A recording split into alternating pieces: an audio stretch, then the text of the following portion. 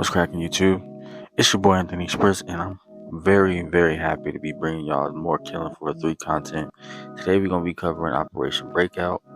This is an update that's out now, and I'm gonna be giving y'all a whole solo perspective on it. New map, new Zed, new weapon. You already know what's cracking. I'm gonna tell y'all exactly what I think it is, because I have some thoughts. A lot of good and some bad, but we're gonna cover all that. If you're new here, you already know what to do. Spritz 2 Live. Let's jump right into it. First things first, it does have some new story content here. Operation Breakout, where you're kind of just picking up from where the main campaign had left off. And what I liked about this is that there is quite a bit of story content for this update. It does offer you a lot of different, recordings and things to do, and even some new locations besides the new map that make it feel more like a story mode, and I really like that. I hope they keep that up. And as always, with this new update, they brought back my boy DJ Scully, which we'll be getting into in a minute. A new Zed, which is the Stalker. Not really new, but a new take on the Stalker, the Invisible Zed from Killing Floor 1 and 2. And obviously the new weapon, the KV Recluse SMG. So look, one of my favorite classes in Killing Floor 3 is the Medic. So anytime y'all can give me some new content, new weapons, or any new updates on the Medic, I'm all for it. And the KV Recluse is definitely dope. Now when you boot it up and you start using the KV Recluse, it's not as pricey as the MP6, but it's still arguably, in my opinion, it's up there with the MP6. Really good gun, and it's really solid. Now the reload is a little bit slow, not gonna lie to you, especially for a submachine gun. That reload is a little sluggish, but has good damage.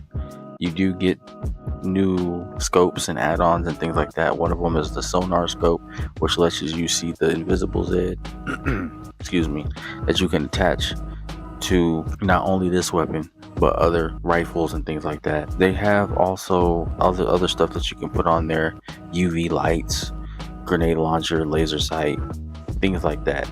And so far it's a really dope gun. I really enjoyed it. Now going back to my boy DJ Scully is one of those people that, for me, kind of reminds me of Pauly D from Jersey Shore. I really want to hate him, but he's just lovable. Has a lot of cheesy has a lot of cheesy one-liners, and every time I run across him, I play with him. He's just a good time. He's just a cool dude, DJ Scully. What are you gonna do? Now to talk about that map, man, that survival map, Prison. Now, Prison reminds me a lot of Lockdown from KF2. I believe that's the name.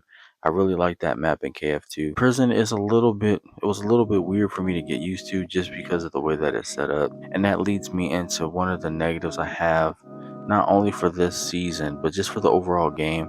Now, the game had been rebalanced. Obviously, they have a new Zed in there, and they rebalanced it, and it's pretty good overall. But one thing that I will knock it for is they still got to get that momentum right, because the game is supposed to be more fast-paced, in my opinion. Not breakneck speed, obviously, but fast enough to where, there's a whole gameplay loop where you're running, you're sliding, you're dodging, you're shooting, okay? That's the gameplay loop that I stick to. But the thing that pulls the game back is that it doesn't let you do those things continuously. It always tries to break your sprint. So I'll try to be sprinting, and there's a lot of things that will break my sprint. When I want to continuously run something, I'll dodge or slide or do something, anything, and I'll be walking again. I know that kind of sounds crazy and a little confusing. I'll try to show some gameplay so you can see what I'm talking about. But yeah, it'll break your sprint, and obviously the enemies are after you or running after you, and that might cause some damage. In a map like Prison, where it's a little bit more claustrophobic and broken down into levels where you have the stairs and jungle portions, where it's not as open as other maps, it could be a pain. But that being said, I do like Prison. Prison is a good map. It took a little bit to kind of get used to and to learn, but really cool map. I was really impressed with it. Obviously, you get to play with DJ Scully, you get to play with the new weapon and things like that. So it's always cool to see new stuff in the game because it's super duper fun to play.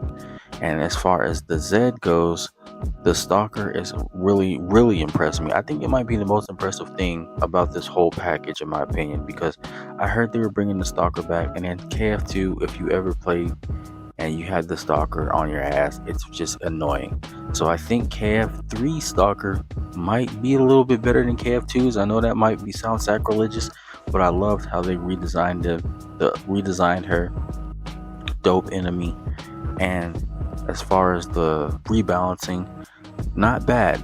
It's all pretty good. Everything feels good, feels natural. She feels like a natural part of the whole enemy set. So I'm not mad at the Stalker, man.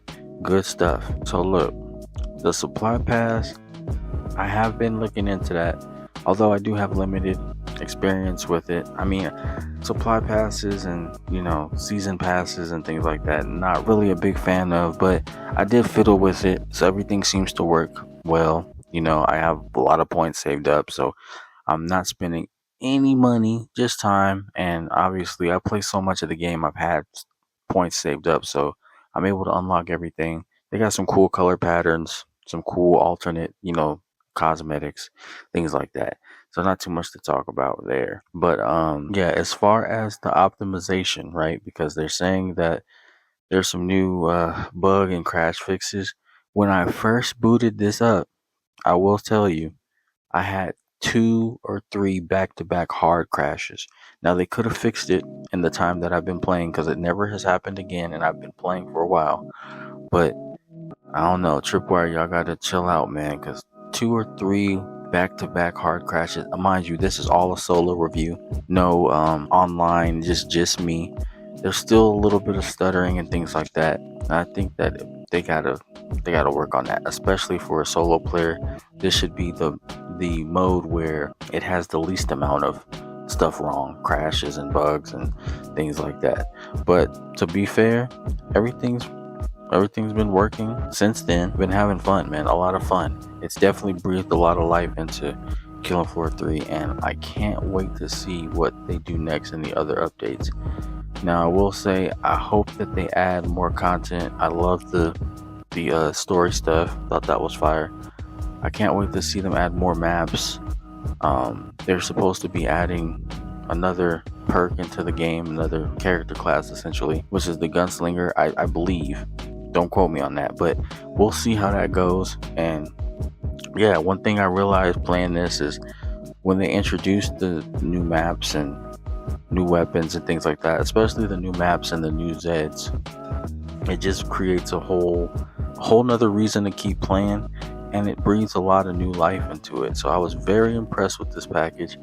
Besides, some of the stuff I listed, like the optimization and things like that. Operation Breakout, not bad. I can't wait for them to release more content. And even as a solo player, I was impressed. So, good job, Tripwire. So, what does this mean for Killing Floor 3 as a whole? Well, I think if Tripwire keeps delivering the type of content that they've delivered with this package, especially if they deliver more, I think it's going to put Killing Floor 3 up there, in its own little space, its own category. I love that Tripwire keeps improving and keeps coming through with the support for the game. It does still have a long way to go, but you get to see more of that potential with the story aspects of it, the characters they keep adding. I hope they add a lot more original content, right? Because that's one thing that kind of scares me a little bit, is that I don't want them to just keep banking on nostalgia or bringing back things from KF2 without bringing back some new stuff. We need some new Zeds, some new weapons, some new, maps, and some new characters as well, on top of the ones that we got on launch. Would be great. As much as I love Scully, as much as I love Frosty, we need more new original characters and new things to make Killing Floor 3 its own thing, right? But it's on a good path. The more that they can add and the more good stuff that they can put in the game to make it even more replayable and customizable, the better. because they do have the come through with not only the new weapons but the new attachments, and it's super fun to be mixing and matching and making these new weapons, testing them out with your character classes and builds that you've already made. They have the customization thing down pat. So all that being said, man, Operation Breakpoint is great. I think Killing Floor 3 is on its way to being one of those games where it's like, you know, you can't recommend it enough. You get into it, you'll have a blast, and it's going to have a ton of content. I hope that's where it's going. But that's just been me rambling. I just wanted to make a full video, let y'all know the solo experience and what I've been doing with this whole expansion been dropping. I wanted to really sink my teeth into it, give it to y'all. Got some stuff on the way. You already know how that goes. But I've been talking long enough. Y'all let me know what y'all think, man. Anthony Spritz 2 Live, and you already know what I'm gonna say, man. Just like that, I'm gone. Peace.